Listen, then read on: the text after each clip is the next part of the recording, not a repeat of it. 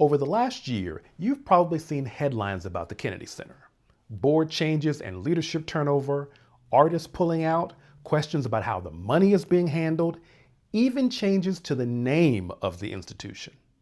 On the surface, it looks like just another political fight, people taking sides and arguing their positions. But if you take a step back and actually try to explain what's happening, the political fight doesn't really explain much at all. Not just because the story is complicated, which it is, but because we don't really understand what we're looking at in the first place. So the question we should be asking is not which side is right. The question is, what is this Kennedy Center story actually about? Politics as usual? Or is there something deeper here about art, power, and public institutions that we're missing? Just so you know, this video is going to be the first in a series about the Kennedy Center, because this story is way more complex than it appears. It's going to take some time to unpack. But first, let's start with the first problem. We don't actually know what the Kennedy Center is. Not really. We don't know why it exists. We don't know what it's supposed to do. We don't know what it costs, and we don't know what we're getting in return. And if we can't answer those questions, if we don't understand what the institution is for or how it works, how could we possibly understand the controversy surrounding it? So we default to politics.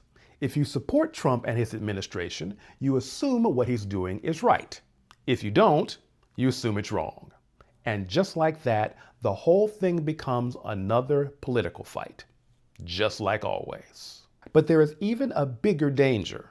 We can start to believe that the fight itself creates the clarity, that if we just watch the back and forth long enough or get involved in it and argue hard enough, we can figure out what's right. But that's not understanding. That's just picking a side, hoping that will provide answers. If we actually want to understand what's happening, we have to look at this differently.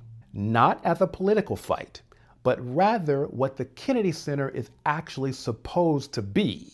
At its simplest, the Kennedy Center is a performing arts venue in Washington, D.C. Symphony orchestra, opera, theater, dance.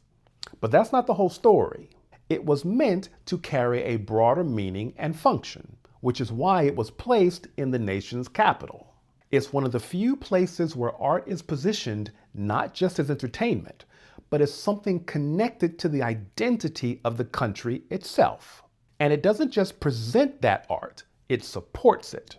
Through funding, programming, and national visibility, it helps determine what art gets made, developed, and elevated nationally.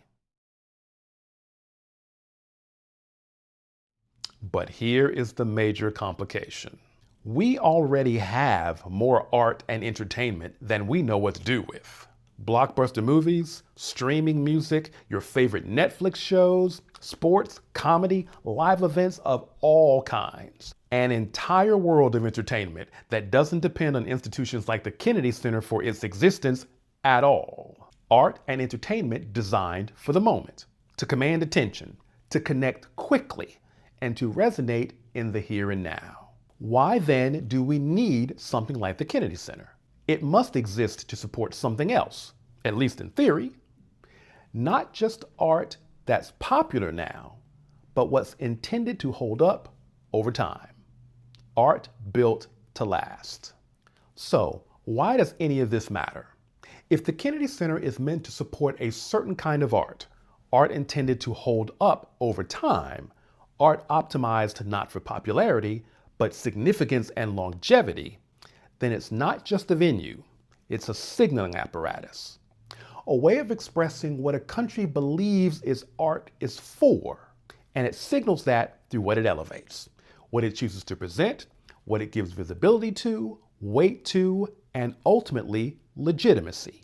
And that is why it matters what happens at the Kennedy Center.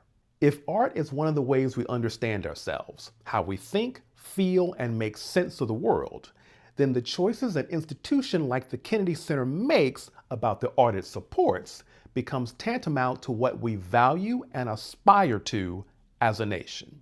That's why this matters.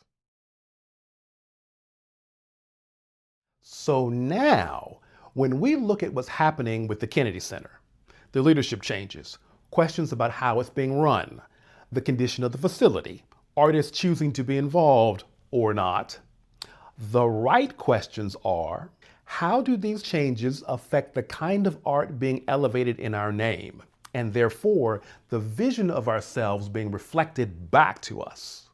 And just as importantly, do these changes make the Kennedy Center more or less capable of fulfilling the role it's been given? So instead of simply reacting to the controversy, picking a side, we can start to look at this institution more clearly, not through politics, but through the questions we've just laid out. And that's what I intend to do with this series. Because this isn't just about an institution, it's about all of us. So let's take a closer look. By the way, if you're interested in following my work more directly, consider joining my email list. You'll be notified when I upload new videos, and occasionally I share ideas rattling around in my head if I feel like they're worth sharing. There's a link in the description, or just go to my website at arthurross.net.